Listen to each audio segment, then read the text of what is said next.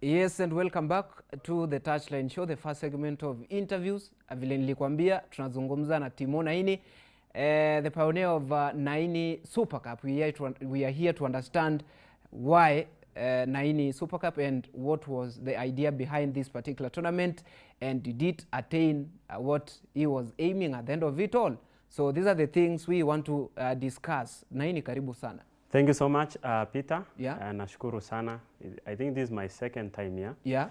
Last time we were discussing matters African football, but today we are here to unpack Timothy Naini Super Cup. Yes. The first ever edition, which was conducted in Baringo County. Yeah.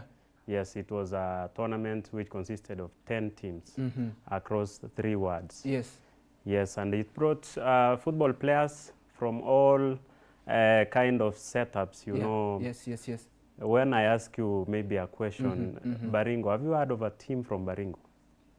Not yet. I mean, we are here to understand, to know these particular teams, yeah? Now that is it now. The major initiative Yes. or the main objective of the tournament was to expose that place. Yeah. And at least in one point at a time, Yes. we'll get a team from Baringo County Yes. participating in maybe FKF Div 1 Yeah. or maybe having a formal league from that place. Yes, yes. Because I know if I tell you about a place called Tiati, the first thing that will come to your mind is maybe banditry, Yeah. insecurity, and things like such. Yeah. So the tournament was to expose Yes. and also at least give another narrative about the place. Yes, you've said the 10 teams participated in this Yes. particular tournament. Yes. And at the end of it all, did you attain the objectives and everything that you were aiming at from the start? I attained. Yeah. I'll give a scorecard of 98%. Yes. Of what we intended to at least get from this tournament. One, Yeah. you know, we were aiming at least scouting 2 or 3 players to join the county league, which we are still setting up. Yeah. Another thing was at least open up the place Yes. so that we can get even to know these teams and pull in some of the football stakeholders to support the clubs there. And I can say as we speak now, 2 teams there Yes. have got a sponsor Yeah. who will sponsor them towards the county league. Yes. And also we got the best player Yeah. who at the end of the day reported to school last week, Yeah. was in Form 4 Yes. and got paid full second term fees. I mean, who won this particular tournament and who finished second? Who was your best player? Now we had 10 teams. Yeah. And the best team was called Thunder FC. Thunder FC, yeah. Thunder FC comes from a ward called Churuamaya ward in Baringo County. And the second team was called Kachilito FC. Actually, it was number 2 in the final. And then number 3, we had Amaya. And then number 4 spot was Tangul Bay. Yes. So those are the winners in different categories. Yeah. But at the end of the day, we also tried to incorporate volleyball. Yes. Because we were asking ourselves, we cannot only have football, let's Yeah. have something small for volleyball. So volleyball, congratulations to Tangulbe FC who emerged the winners. I mean, I'm looking at the pictures from the tournament. Yes. Quite a crowd, the people who turned out Yes. out to watch this particular tournament. How was the reception? The reception was nice. I mean, look at me. I'm just a young man. People were thinking like maybe this guy is a politician. Yeah. Maybe he aspires for a certain seat. But the initiative was just coming from a football fanatic. Yeah. And people really wanted to experience football. Yes. As I speak, that place, for a very long time, Yes. having such tournaments is just once in a blue moon. So that tournament came in handy. Yes. It was during an holiday. Yeah. So the youth turned up to just cheer up their teams. Yes. In fact, it was just to cheer their teams and get exposure. And at the end of the day, Yes. at least go home with something. So lack of exposure, is it one of the most, you know, one of the dominant challenge that is facing grassroots football federation? Yes. I mean football leagues. Yes, in most parts of the country, Yeah. if you see the players, Yeah. I mean, this even FKF league, league, you can mention a few clubs that actually they come from certain regions. But Yes. I'm dreaming of one day whereby we'll have a football club from Baringo, Turkana, Isiolo, Mandera, far parts of Marsabit, you see, at least participating in the league. Yeah. So lack of exposure is a very, very big factor hindering grassroots football. Yes. If one day you, Peter, you'll go to maybe a place in Laikipia, Yeah. you will spot exceptional talents. The problem just is one. Yes, they play good football in tournaments, but what next after the tournaments? They have just left at home, just getting praises there that they are good, but actually they are good, but they can't use football as their career. Yeah. You're looking at Timo Naini Super Cup Edition 1, which you've said was a success. It was a success. What were the major challenges that you faced? Of course, running a league, running a tournament can make you crazy, I'll say, because one thing is the logistics expenses here and there. Yeah. Paying referees and everything. It needs that you have to get a lot of sponsors, you know, to have a successful tournament. Yes. I will not say that I did not have, but I had quite a number of people who chipped in. But that was a major, major challenge, running through every logistic, because, you know, that place is not densely populated. Our team is from here, Nairobi CBD. The next team is in Uthiru. Yes. Then we have another team from Syokimau. Yes. Then another team is coming all the way from Thika.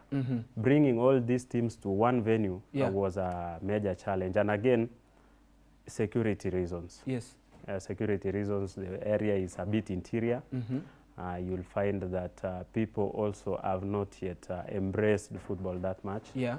So there was a bit of security concerns, but we managed to make everything in order. All right.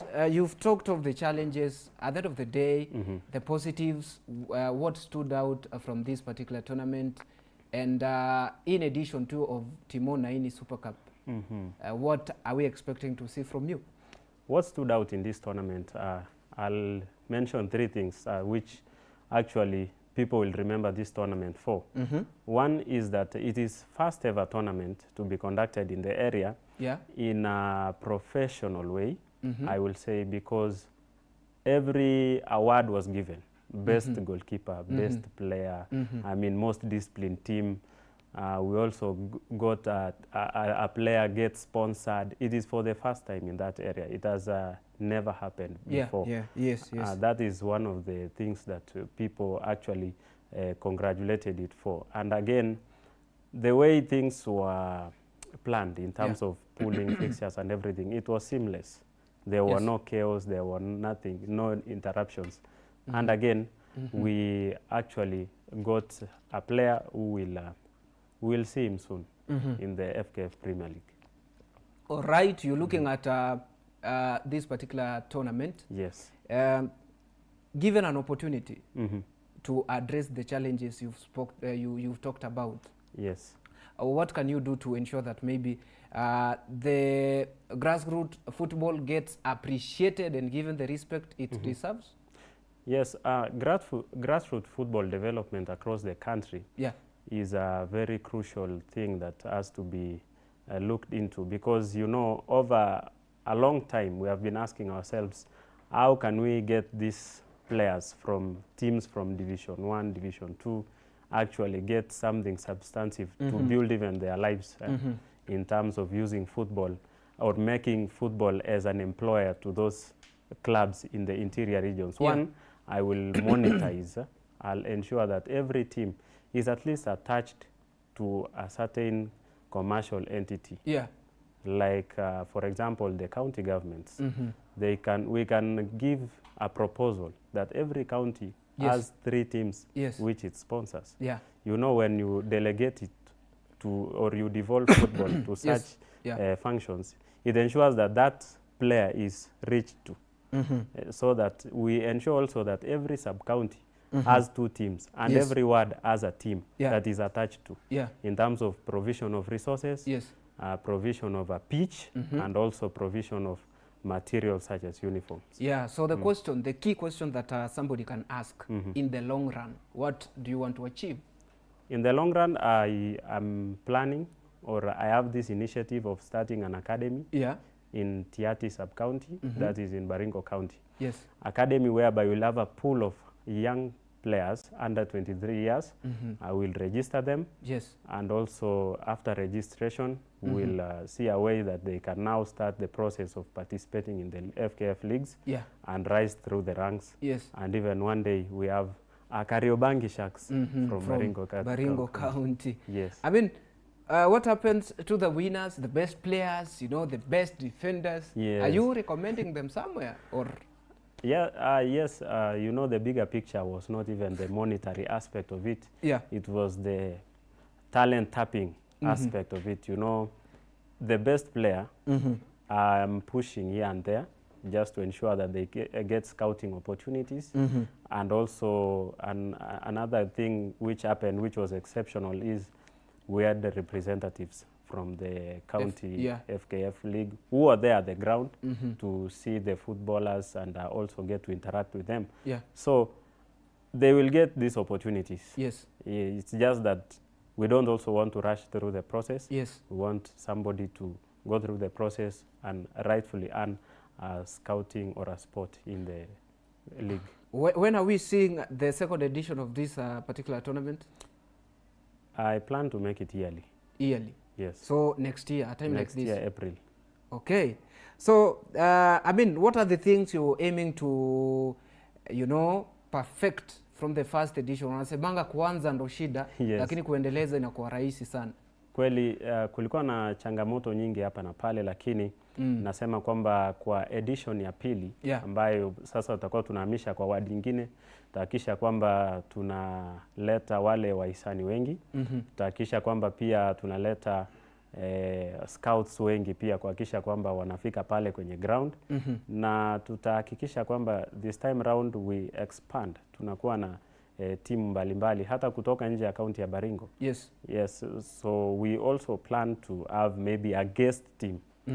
We can talk to maybe Kakamega Homeboys. They can come there to graze or maybe the occasion, or do an exhibition match. Yes, yes. So that these players get that motivation. Yeah. So that is what we intend to do in the second edition. Yeah. And we also ask media partners or media stakeholders like Areri to come there and also be part of making it more bigger. Because one of the things people told me is, this is a good initiative, but we did not get it clearly.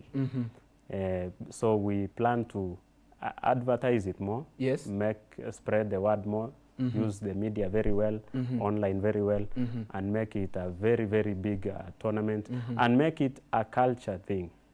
So that every year, every April, we have Timothy Naini Super Cup. Yeah, that is so amazing. Naini, I am about to let you go, but at the end of the day, what's your parting shot? And what can you maybe tell the stakeholders or maybe those who are interested in supporting you at the end of the day as you are gearing on to ensure that the sports in the grassroots level gets the support that is required? Okay, my parting shot is to all footballers from across the country, especially who feel that they have talent, but they haven't utilized well. You know, opportunity comes once in a while. Once you get an opportunity, give your best, and also ensure that at least make good use of the club that you are in, practice very well, ensure that also you expose yourself, position yourself, you know. Connections also come with the way you position yourself. So every footballer who is out there, keep on pushing, keep on believing, and also to all football stakeholders, please, let's not ignore our grassroots football. You know, that is the basis of the talent development in Kenya. Let's ensure that we reach out. We also call upon FKF to at least find a sponsor for FKF Div 1 and Div 2, so that, you know, when players from the ground get motivated, even up here, things will be very, very easier. So FKF chip in to those football leagues, ensure that even them get something at the end of the day so that they can sustain themselves. And also to all partners heading to Timothy Naini Super Cup 2nd edition. Come join us, make it bigger and better, and for sure, we will achieve the goal of making every footballer count in this country. Yes, so that has been Timothy Naini, of course, speaking about the first edition of Timo Naini Super Cup, a tournament that was graced by 10 teams, and it was played in Tiati, Baringo County. So we're waiting to see what happens in the second edition of this particular tournament. So coming up after this short break will be yet another interview. I'm set to speak to the Trailblazers Volleyball Club. They are here in studio. We want to understand what has been happening in their season, and of course they are the pioneers of technology in Kenya. We are looking at technology. How is it helping them in terms of, you know, getting to perfect their performance in the Kenya Volleyball Federations League? So usiende mbali, keep it the touchline.